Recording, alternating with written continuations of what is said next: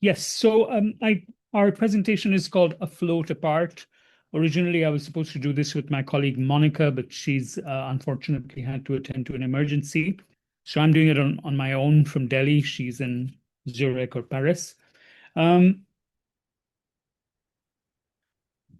we're delighted to take this conversation, which I know Monica has been already sharing to a certain extent with Suha, and I hope that this can continue because we've learned a lot while doing this for you and with you. So what if we could fold time in the same way as you can fold a piece of paper? This is an image of the announcement booklet for the Shanghai Biennale that we curated, which was designed to be folded and unfolded in order to be read as like a piece of origami. Supposing we could fold it into a boat or an airplane, what kind of voyage would we find ourselves embarking on? Would we realize that our sense of time and the times we live in today are also amenable to being folded in a way that makes sense to other times, in a way that is suddenly up close and personal, even as they retain their chronological distances?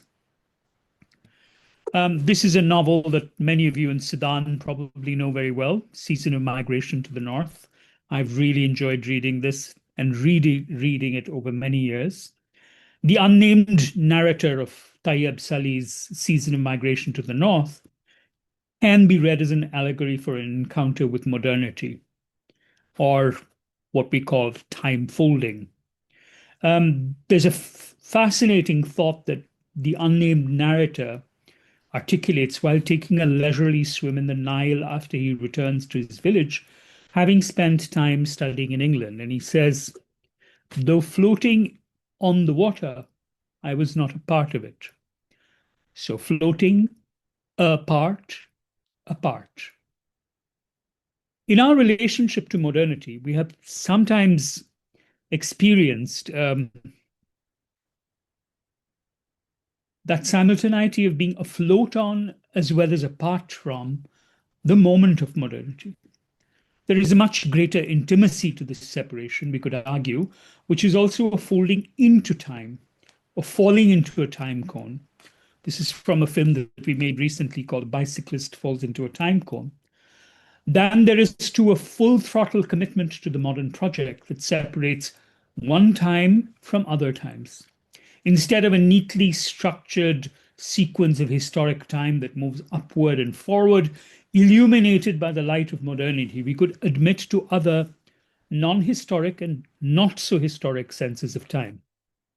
To understand this difference between historic and non-historic time, we have to turn towards language and legibility. And here's a 24-hour clock with 24 words for time in the Hindi language, which range from the blink of an eye to the time it takes for a tree to grow, to the time it takes for the universe to dissolve and another one to begin again. Cultures that can read, that possess records, have a time and space in history. Cultures that do not commit themselves to writing, or if they do, cannot be deciphered, have a tangential relationship to history. They find themselves in chronologies because they can be dated, but not in histories because we cannot read them. So these are the words that I talked about. They range from the nimish, the instant, or the blink, to breath, to epochs, to aeons, to tree time. So here are two kinds of pyramids. One is very familiar to you, and the other, the one on the left, are classic Egyptian pyramids of Giza. And they are well known, historicized, theorized, especially since hieroglyphs become readable. And the Nubian, Sudanese pyramids to the right, sharper, pointier, more geometrically obtuse, but standing in an anomalous relationship to history because the inscriptions inside them are in the as yet undeciphered Maoritic language. So they seem to us to be somehow inhabiting a zone of non-historic time, and an enclave or exclave of what we like to call off time. This is tablet in Maoritic, waiting still to be read. There in that zone, they're not yet subject to the idea that chronology is also destiny. They can both be ancient and contemporary at the same time without ever having to face the modernist's measuring tape. We will return later to what this might have to say to us today. Non-historic time ranges from the instant to eternity. It can loop, put out antennae, blossom, stretch, collapse, twist, pivot, and march in a cavalcade of characters that switch between newspapers and mythologies. Unbound by cause and effect, it dances to wandering, wandering music. It is here, now, forever, and never. In a recent essay, Biting Cosmic Glow, we referred to Einstein's special theory of relativity. It says that time slows down for fast-moving objects. And this is the very young Einstein, 23, 24 years old in 1905, who wrote the special theory of relativity in a paper called On the Electrodynamics Between Moving Bodies. So time slows down for fast-moving objects, a phenomenon called time dilation. This goes against our common sense understanding of time, but it's a classic substance of science fiction, from Interstellar to many other things. It's like Einstein sticking out his tongue.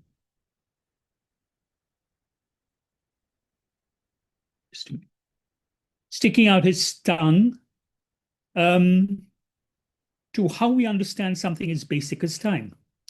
It is also this phenomenon that is at the heart of the repertoire of dancers in classical Indian forms like Kathakali and Kudiyattam. And this is a Kathakali dancer, I think, ready for his performance. So it takes about 3 hours for this dancer to get ready. And his repertoire consists of actually often dilating moments. So he can spend an hour and a half just over a glance at a particular character. And while the performances themselves last overnights, and in series that last over days, time often constricts and dilates at the same time. Things can happen remarkably quickly and also remarkably slowly. At a more mundane level, the anxious maneuverings of today's silicon elite with regard to the prospect of medicalized immortality or eternal youth could be seen as an impatience with time dilation.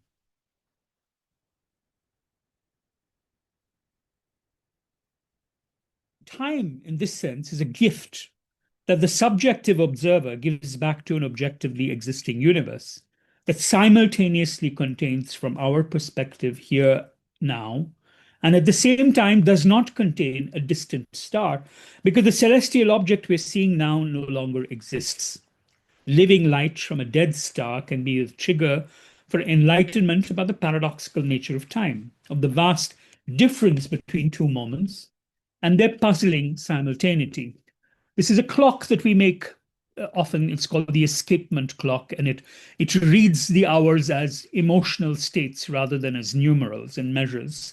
So you can be at epiphany past guilt in Khartoum while you are at indifference past ecstasy in Delhi, if you arrange these clocks along time zones. Incompleteness and uncertainties, like these emotional registers of reading time, can take us from one work or process to another. Recently, we have discovered a somewhat lost narrative of an instance of this mode undertaken in the practice of physics. It also relates to a confirmation of the theoretical construct of time dilation. A series of long-distance exposures, long exposures taken on rocky mountaintops like this one here, by a scientist called Bibha Chaudhary in the 1930s, a female physicist who was then a student, yielded some extraordinary images. She was 25 years old, like the 25-year-old Einstein. And the images, which are these circular photographic emulsions exposed at high altitudes, trace the scatter of subatomic particles conveyed by cosmic rays hitting the very sensitive emulsion coated onto the special photographic plate. They offered up the first persistent, verifiable evidence of subatomic particles known as mesons typically p mesons, which were predicted some years before this, but never actually observed. Bibha Chaudhary, this is an excerpt from her paper in Nature, noticed that some of the tracks in the plates she had exposed had a higher curvature compared to the relatively predictable straight line traces left by protons. What could have been set aside as an anomaly was diligently pursued by her. This slight curvature was deployed by her to measure the mass of the particle that left this trace. The results, the results concluded that the particle that left this trace had less mass than that of a proton, but much more compared to an electron. Chaudhary called this a middle mass particle, mesotron, or a meson, confirming a prior theoretical prediction made in Osaka, Japan. A young Bengali woman from Calcutta helped verify the speculation of a Japanese man from Osaka using an experimental technique proposed by a Jewish woman from Vienna. 4 papers in Nature followed. Physics was shaped in this way in the late 30s and early 40s of the last century as the world careened towards war. This war would change things in Calcutta, Vienna, and Osaka. Some pions move very fast, close to the speed of light. Their internal clocks run slower from our point of view on Earth. This means that they live longer in our frame of reference, allowing them to travel much further than they would if time weren't slowed down for them. This kind of data was essential in confirming Einstein's speculations in special relativity. Bibha Chaudhary's careful experimental research contributed to the pool of evidence that helped verify relativistic effects like time dilation in high-speed particles.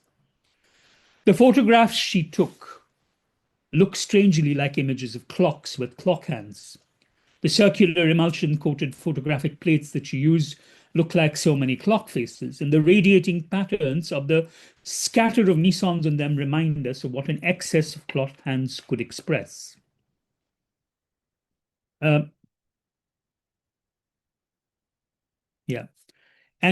we tend to make clocks, and this is a clock that we made on the side called a moon clock, where different phases of the moon are correlated to different bodily states like surges, blood, scatter, arousal, etc. Much like the clocks that we fashion in our work can be read as indicators of indifference and ecstasy, or of the moon surging depending on our emotional states, or of the stations of love and rapture, we could say that this is a form of image making that compels thinking towards hitherto unknown destinations. After the war, there was a shortage of film during the war that meant that she couldn't expose more photographs. Other people took up this technique. People in a scientist team in Manchester did the same thing and then won the Nobel Prize. In their citation, they do mention her, but Bibha Chaudhary is too non-European, too non-male, too non-modern to make the cut. Here she is at the corner of a group of male physicists discussing their vital scientific experiments, many of which she might have contributed to, but is somehow absent from in the record of history. She was of her time, yet off time. We have a word for beings outside time. We call them betal. And a betal is a shape-shifting goblin. Here, for instance, you can see our betals in a space that can only be viewed through a tablet like this man is doing. So they become these emanations in the space, not visible to the normal eye unless you look at them through a tablet, and then they become these augmentations of the reality. And we could say this, a betal poses riddles and generally disrupts common sense by throwing the counterintuitive questions that are contrapuntal to the flow of ordinary time. We can ask, is Bibha Chaudhary a betal? Betals have been informing the flux of our consciousness in recent months. Betal literally means be, which is without, tal meaning rhythm, without time. and they're these spectral figures. They've been informing the flux of our consciousness in recent months as we have become more curious about non-historic time. And here, for instance, are our experiments with trying to make connections in non-historic time. Sometimes they emanate from myths like loose-tongued spirits and yakshis. Sometimes they beckon from possible futures as hybrid android figures. Sometimes they signal from a deep hominid past like Australopithecus afarensis, the hominin sometimes known as Lucy or Dinkanesh in Amharic and Ethiopian.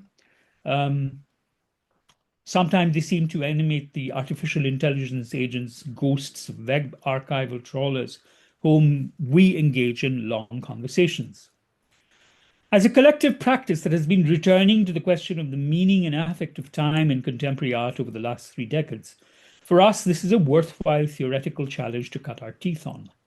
Our work is a site where theories attempting to understand time and practices and methods that engage with the sensations of duration collide regularly, like cars going at high speed and in the wrong direction on a highway.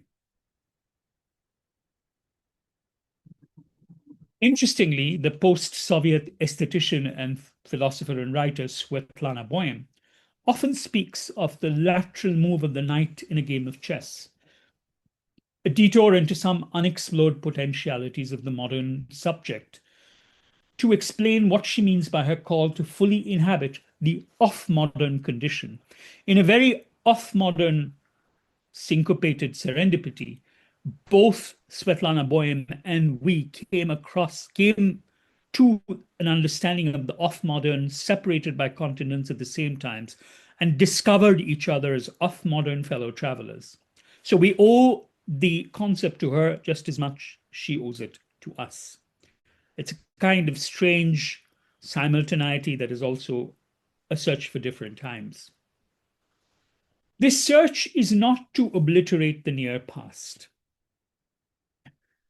On the contrary, it is a detour to revisit as a site of abandoned roots, of experiments, of imaginations, of thwarted attempts. And here we are filming a set of Neolithic standing stones in the north of England, which mark a moment in time and probably mark burials, and they represent humanity's continuing search to inscribe the landscape with markers of memory. The march of time idea lends authority and intellectual and moral legitimacy to the subjugation of peoples and communities all over the world. So this idea that there is one time working like an arrow in progress. But our sense of the diachronic, to be in both the Neolithic and the contemporary, is different. What we can see taking place around us at all times, actually, are polyphonic searches in minor scales undertaken by a multitude of actors. These processes add up to something totally contrary to the march and the arrow of time and the rise and fall of civilizations. Instead of a smooth fabric, they produce a perforated image of time. They spin a web or a lattice of time. In fact, they constitute an image of patient time that can hold within itself the plural unfolding of complementary as well as contestant claims on the experience of duration itself. So let's come back, by way of many detours, to the Nubian pyramid. A pyramid is not only what we see above the ground, it is also a structure that extends into subterranean invisibility. Under and inside the Nubian pyramid, we often encounter, and many of you are architects, you know this better than I do, the Nubian vault. And that's the Egyptian architect Hassan Fathi who really repopularized the Nubian vault, of which you see a kind of diagram. And I don't need to explain a Nubian vault to an audience of architects, but such to say it embodies a self-supporting catenary or near parabolic arch that extends longitudinally to form a barrel vault, where each brick is laid at a slight angle so gravity locks it in place. The vault's thick walls and curved profiles distribute compressive forces evenly down into the ground, creating a structurally stable, climatically efficient space that remains cool in hot, arid environments while using minimal resources and simple geometric principles. Today, Hassan Fathy is remembered with respect to his rediscovery and redeployment of the Nubian vault, which we now see as a part of modern and postmodern architecture all over Africa and some parts of Asia. So, why am I talking about the Nubian vault? A few days ago, I was walking in the fort lanes of Fort Kochi while visiting the current edition of the Kochi Muziris Biennial. What I'm going to talk about is not a work in the biennial, but a small church shrine that I saw in one of the bylanes of the Matancherry neighborhood in Fort Kochi. This is that shrine. Fort Kochi in medieval times would have been one of the most cosmopolitan places on earth. Traders from across the Indian Ocean, from Indonesia to Yemen to Ethiopia and Sudan, and from the Levant, as well as Portuguese and Dutch merchants, would have gathered in the small seacoast town that has been home for hundreds of years to Hindus, Muslims, Jews, and Christians. The church that I was standing in front of was the Syrian Orthodox persuasion, who have had a presence in this part of the southern Deccan Peninsula at least since 52 CE. The church, called the Kunan Kurishu Pilgrim Center, was rebuilt on the site of an older shrine in 2017 to commemorate the resistance put forth by the Eastern Syrian Orthodox congregation in 1653 to an attempt by the Portuguese-aligned Roman Catholic Church to erase and assimilate them into the new Latin rite and doctrine of the Roman Catholic Church. The Malankara Syrian Orthodox Church, which is the custodian of this legacy today, considers this to be the first instance of resistance to the colonization in India. The interesting thing for me was not the real or imagined claim to anti-colonial resistance being made here. Rather, it was the unself-conscious way in which the architecture of this building referenced the Nubian vaulted arch as its direct point of inspiration. Here was contemporary architecture, proudly Malayali from Kerala, Malayalam is the language there, revisiting a medieval church dispute between Syrian Orthodox and Roman Catholics in a coastal corner of South India by echoing the ancient architecture of the northern Sudan, the secret of the underground vault inside the Nubian pyramid. I could not help thinking that there would not have been a more off-modern moment in my experience of 2026. I was in historic and non-historic time, floating apart but intimate with the currents of so many times, falling and resting in so many time folds. I was, we could say, as we say in an assurance clock, which is not an alarm clock, somewhere between yesternow and present tomorrow. Thank you for being such a patient audience.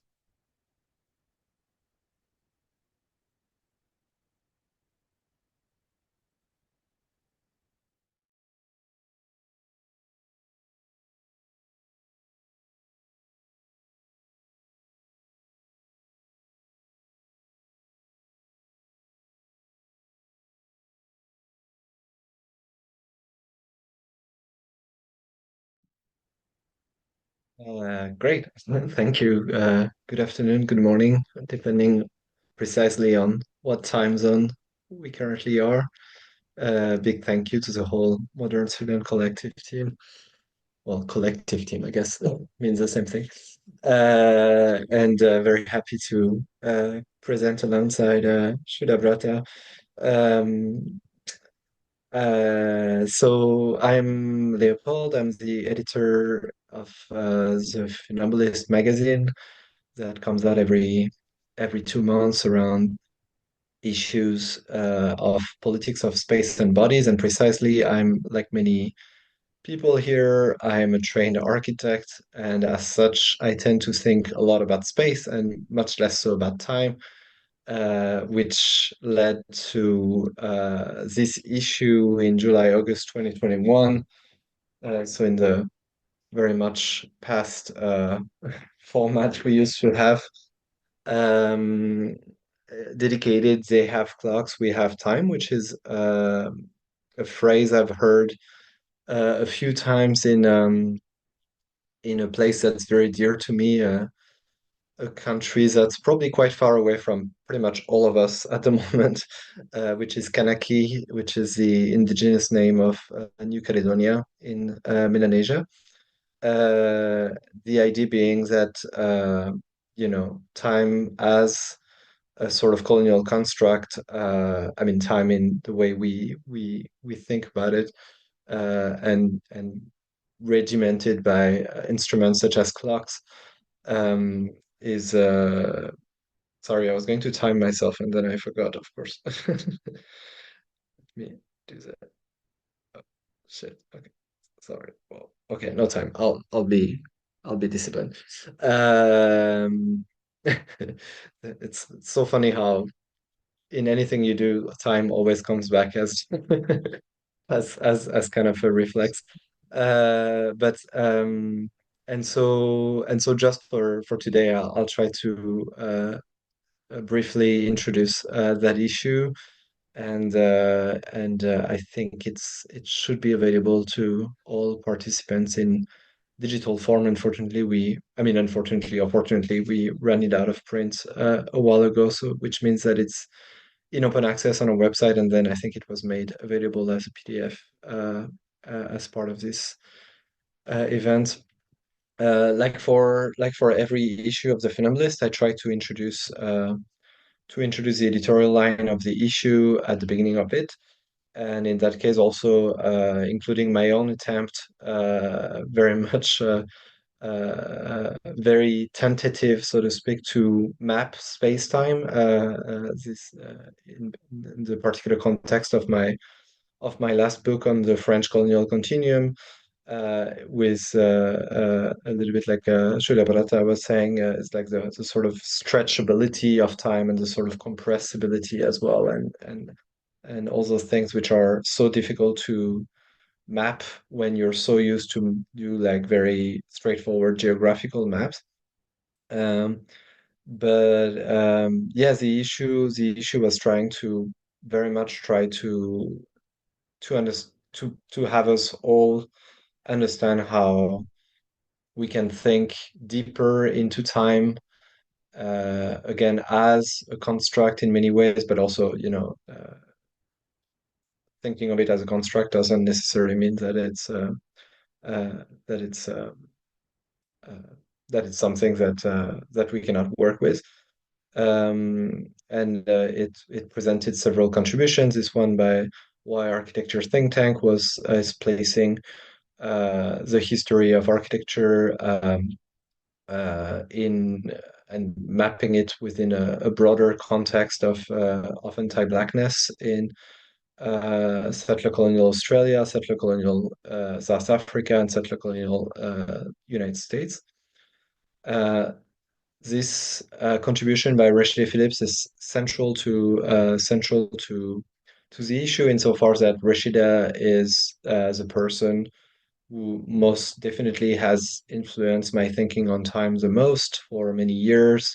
They had 4 contributions in the magazine throughout our issues, including from the number 5 1, so like back from 2016. And they recently published a book called Dismantling the Master's Clock, which I cannot recommend enough. And trying to show in particular how the construction of time units and time references has been central to the industry of the transatlantic slave trade and the enslavement of 12 million kidnapped African people in both North and South America, as well as in the Caribbean. This text I also absolutely love, and I think it was very much appreciated by many readers, by a friend of mine called Mariam Baya Arfawi, who wrote it in French, and it was later translated into English. In it, Mariam argues that colonialism also, and in particular in Algeria, in this specific example, um, also like destroy histories. So time get destroyed as colonialism implements its violence, but also has a way to act on time that is quite remarkable. I mean, they talk about how, for example, building a railroad in the sort of settler colonial context is sort of stretching time and space altogether in the sort of deployment of both settlers and a colonial army and all this. So like there's a it's truly an amazing piece that I cannot recommend enough as well. This piece links two geographies that are very dear to my heart as well, which are Ireland and Palestine, around a particular artistic piece that Palestinian artist Emily Jassir did in 2016, sorry, as part of the centennial anniversary of the Easter Rising in Dublin. So the Easter Rising being like the what you may call the sort of the beginning of the final, well, not the final really, but the beginning of the war of liberation of Ireland against British colonialism that, as we all know, succeeded to a certain point, but also failed to liberate the entire island, the north being still occupied by British forces today. And she, oops, sorry, yeah, and she does so by creating, and also 1916, sorry, was also the time that British powers imposed Greenwich Mean Time on Ireland as well. So there was this sort of like imposition of time zone as well. That was a colonial gesture, and Emily sort of talks about her piece in the ways that she links the clock tower of the museum, the Irish Museum of Art in Dublin, with that of the Jaffa Gate in the old city of Jerusalem.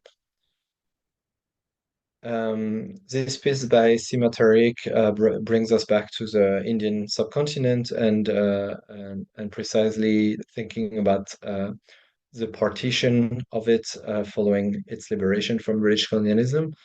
And Sima invites us to think of the partition not in the sort of the way history usually writes itself, which is to attribute it to like 1947, like this partition, but much more as a partition, as an event that is still ongoing at the moment. And of course, the most obvious example of that has been the liberation of the Bangladeshi revolution to free itself from the Islamabad regime in the 70s.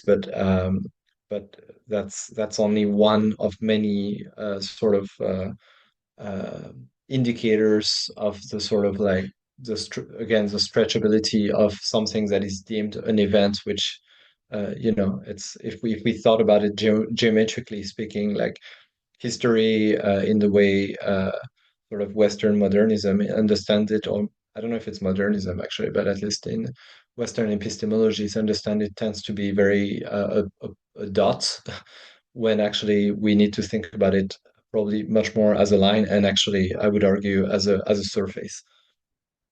This interview with Michael Rothberg was a way to also question the like link time with the question of memory, and in particular the idea of what he calls multi-directional memory, trying to de-exceptionalize the Jewish Holocaust, the Shoah, and place it in conversation with the many genocides that European colonialism have caused in particular on the African continent. This is also a second interview with Shahram Khosravi about the act of waiting, in particular in the context of European border regime, and waiting as a modality of this border regime, as not some sort of like unwanted consequences, but as something central to this regime. This piece by Nasra Abdullahi and Miriam Ilawi Abraham, who is in the in this call at the moment. I don't need to introduce too much because I think they will introduce it a little bit later in the day, but very much centered uh, um, on the Horn of the African continent, but more specifically in Djibouti, with a sort of fictitious vertigo on both like tectonic, geology, and time. And then lastly, this contribution by Kevin Bernard Moultrie Day was very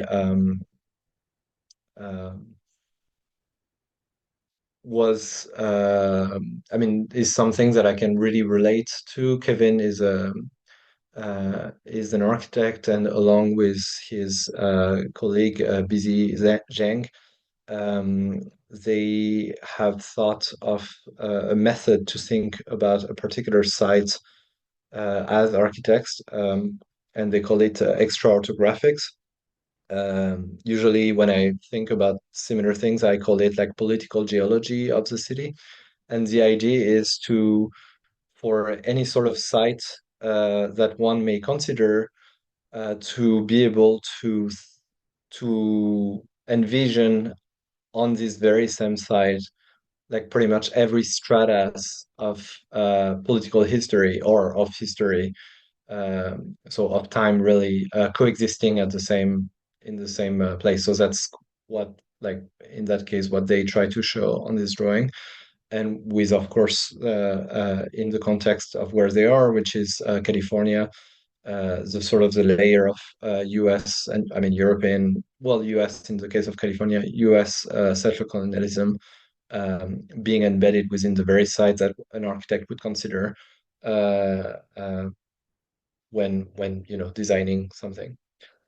The last thing I wanted to say is that I'm currently reading a friend's book, Nasser Aburam, who's a Palestinian writer, called The Time Beneath the Concrete, and that's pretty much the best thing I've read about time since Rashida Phillips. So I would also highly recommend it, and with also a very strong spatial dimension. So it's very space-time together, specifically centered on Palestinian refugee camps. So yeah, that's it for me. I didn't check the time, but hopefully I was within